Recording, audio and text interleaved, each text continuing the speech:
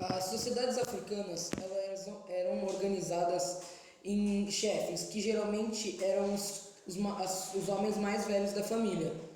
E essas famílias viviam em aldeias, e essas aldeias tinham o chefe da aldeia. Então, nas sociedades africanas tinham dois tipos de chefes: os chefes de família e os chefes de aldeia. O chefe das aldeias tinha a obrigação de punir quem não seguia as regras das aldeias, cobrar impostos e fazer o bem-estar de quem morava na aldeia. E além disso, eles praticavam a poligamia, então um chefe com mais mulheres tinha mais poder. Para ele receber uma mulher, ele tinha que pagar um dote à família da mulher, para pegar os direitos de reprodução dela. E além disso, o chefe da aldeia, ele se reunia com os chefes das famílias em um conselho para decidir as regras da aldeia.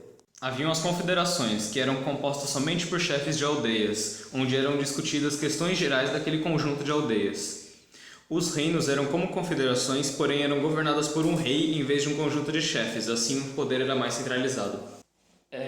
A maioria das aldeias era politeísta, com algumas exceções que eram politeístas, mas com conceitos islâmicos. O casamento juntava as aldeias, unindo os diferentes povos. As sociedades importantes da África se localizavam no delta do rio Nilo. O primeiro império importante que possui conhecimento é Mali, composto por várias etnias. Entre elas se destacam os mandingas como mais importantes. O império se estendia por grande parte da região subsaariana. Gana foi o mais importante reino antes de Mali, que durou de 500 a 1000 anos. Foi importante porque concentrava rotas comerciais do sul e do leste, grande quantidade de ouro e produtos. Para algumas sociedades como essas, os livros eram até mais importantes do que sal e ouro, que já eram muito importantes para a época.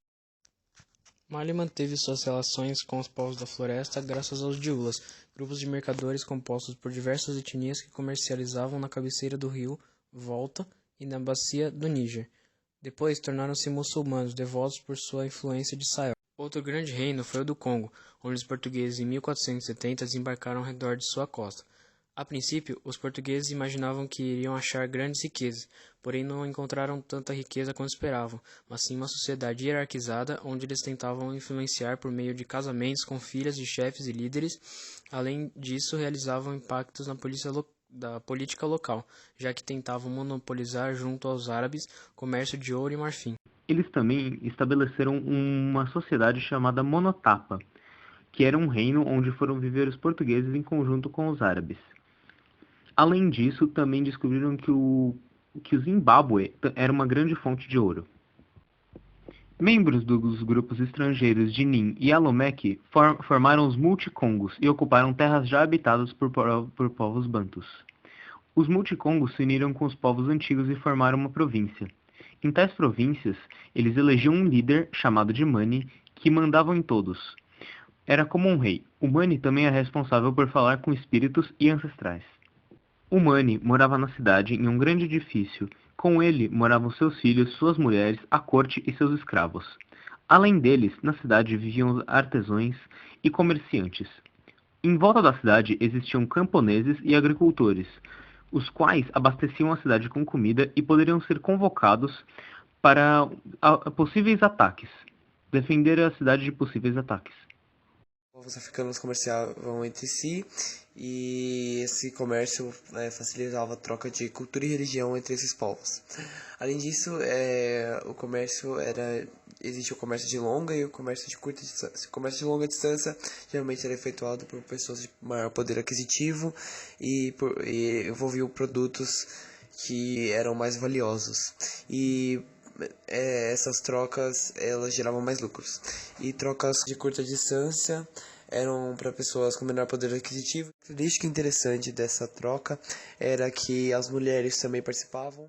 A religião para esses povos era muito importante, então, como qualquer outra sociedade, algumas pessoas poderiam quebrar algumas regras, e essas eram os infortúnios, e as pessoas que praticavam esses infortúnios desabilitavam a harmonia entre esse povo e esses infortúnios geralmente eram ligados à religião, como pedir um culto a um deus para seu próprio interesse ou um culto para fazer com que outro membro deste grupo saia desfavorecido.